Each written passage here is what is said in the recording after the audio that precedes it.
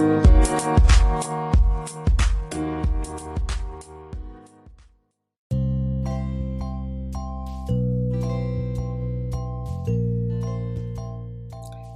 everyone, welcome to the Spanish for Kiddos podcast, where you can listen to fun bilingual stories and more.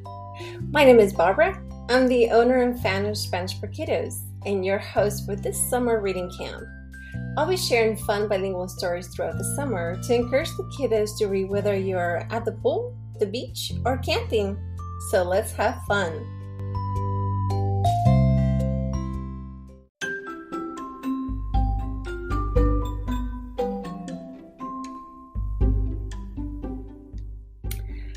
Hello everyone, today I want to share a great story, Bilingual Solar System and Earth, el Sistema Solar y la Tierra.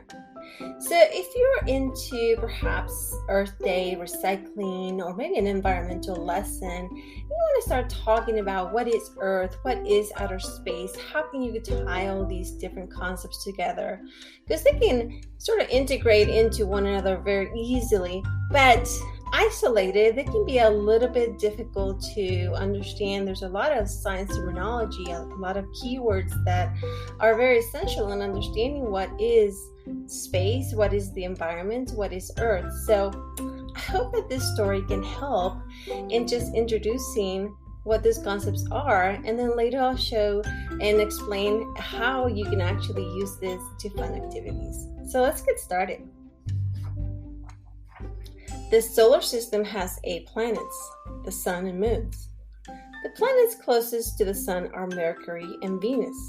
Mercury is the closest planet to the sun. El sistema solar tiene 8 planetas, el Sol y lunas.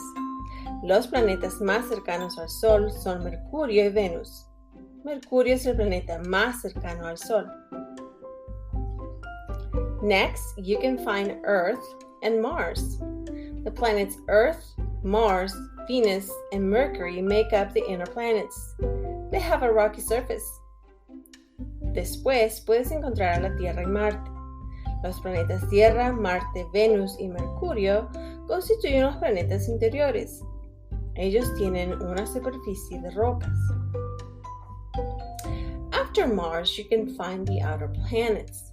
Planets Jupiter and Saturn are big planets. These planets are composed of hydrogen and helium. Después de Marte puedes encontrar los planetas exteriores. Los planetas Júpiter y Saturno son planetas grandes. Estos planetas son compuestos de hidrógeno y helio. Uranus and Neptune are the last planets in the solar system. They are also outer planets.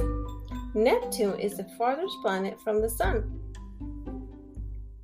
Urano y Neptuno son los últimos planetas del sistema solar. Ellos también son planetas exteriores. Neptuno es el planeta más lejano del Sol. Earth goes around the sun in 365 days. A year is 365 days. That's incredible! Also, Earth has a moon. La Tierra va alrededor del Sol en 365 días.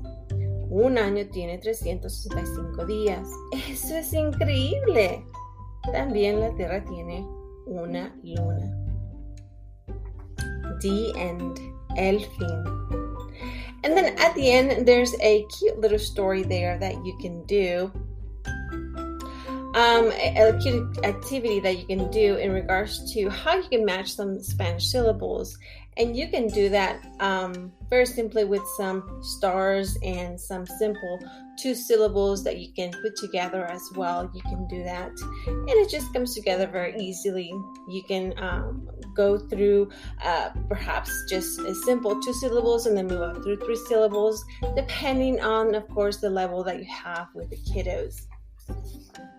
And then also, you can also talk about the whole solar system and Pluto. Perhaps the conversation may come up or discussion, well, what happens to Pluto?